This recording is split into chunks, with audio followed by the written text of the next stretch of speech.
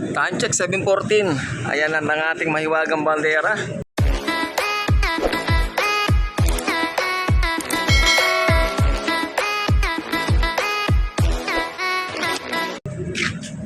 Follow play tayo.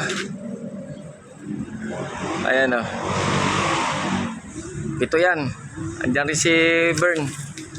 Hindi pa talaga tayo total na nakapag-decide sa mangyari kay Bern kung kikip ba natin para mag-breed na lang dito o ililipat pa ba natin ang summer. Nakabukay sipit-sipitan kaso hindi pa mangitlog-itlog. Ewan ko bang nangyari sa kanya. Kaya ayan mga kalapati natin.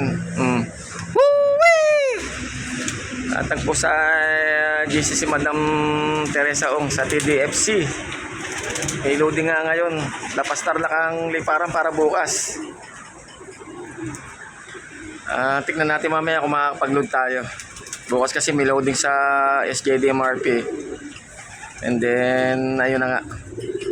Pero para matay maghapon. Hanggang mamayang hapon para makapag-decide kung mag-load tayo mamaya. Dahil ilang training na tayo hindi nakapagsampa sa TDFC. At may pa-extra pooling na clocking na ng BBCM ang mangyayari. Tapos kailangan mong sumali ron sa pooling nila. And then para makasali ka sa pooling ng TDFC, mga palaro ng Teresa Dynamic Punchers Club, guys. Kaya tingnan natin kung susubok tayo mamaya. Bahala na daw si Batman. I love it. Kain na.